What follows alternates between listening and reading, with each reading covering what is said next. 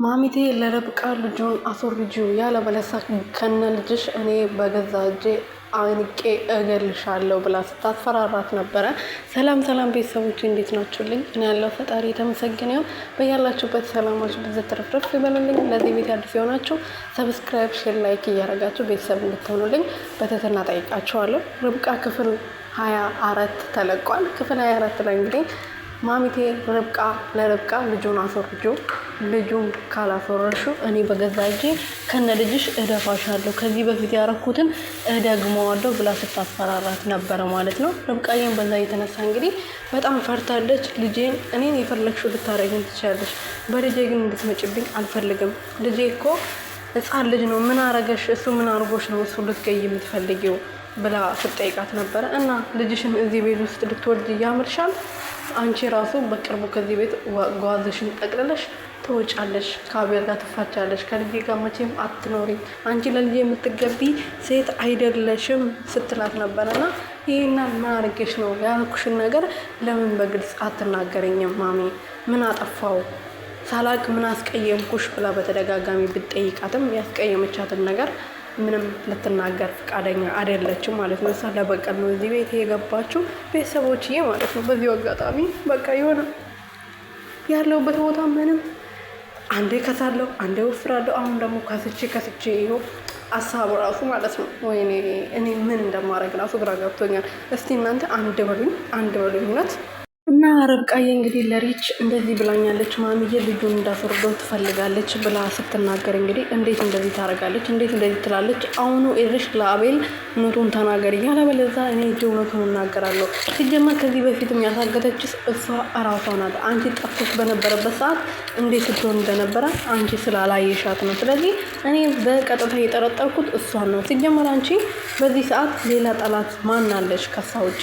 ስለዚህ ይሄን ነገር ደግሞ ሌላ ሰው ሊያደርግ በጭራሽ አይችልም ብላ ስትናገር ነበረ ሪችዬ ማለት ነው። እሷ ብቻ ናት እውነቱ እየገባት። በተለይ ደግሞ አዩንም አታምነውም፣ ሁላቸውንም ማለት ነው ከአቤል ውጭ። ስለዚህ ርብቃን ራስሽን ጠብቂ።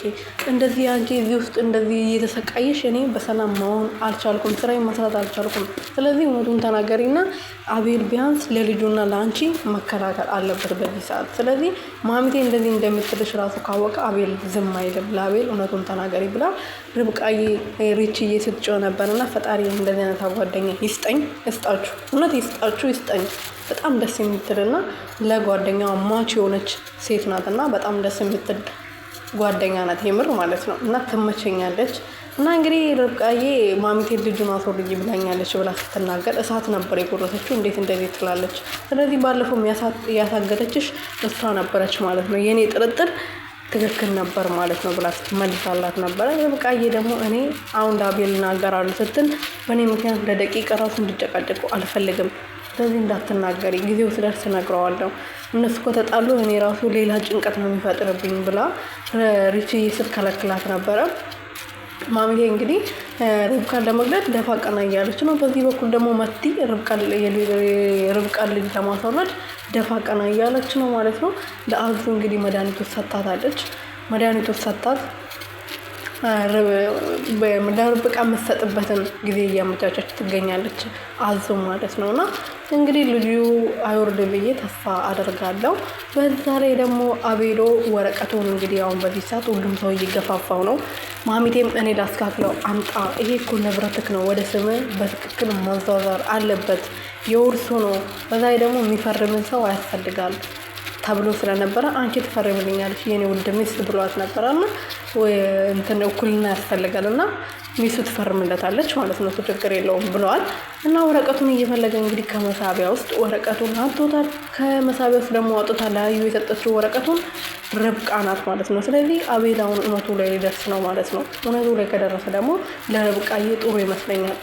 አዩ ስጠኛ ነኝ ሰጠው ትላ ተመለስለታለች ብዬ አስባለሁ። ምክንያቱም ልክ ድራማው ሲያልቅ ነበረ ወረቀት ውስጥ ማን ነው ያነሳው ብሎ ልክ ስጮህ ነበር ድራማው ያለቀው ማለት ነው። እና አሁን ብትናገር ትንሽ ቢያንስ ቀለል ይላል ብዬ አስባለሁ። በወረቀቱ አላለቀም ገና ነው። አልፈርምም። አዩ ሄዶ ቢሮ አልፈርምም የሚፈርምለት ሰው አጥቶ ነበረና ከመቲ ጋር ተጣልቶ ስለነበረ በሱ ምክንያት እንደውም ሄዶ ከመቲ ጋር ይቅርታ ጠይቋታል። እባክሽ ይቅርታ አድርጊልኝ፣ እኔ እኮ ያለ አንቺ መኖር አልችልም፣ በጣም ናፍቀሽኛል፣ ምን ጥፊጎ እያለ ሄዶ ይቅርታ ጠይቋት ነበር ማለት ነው። እና እሷም ደግሞ በጣም ስለምታፈቅረው እውነቱን የተጸጸተ ወይም ደግሞ እውነት የናፈቀችው ስለመሰላት ይቅርታ አድርጋለታለች በአንዴ ማለት ነው ቤተሰቦችዬ።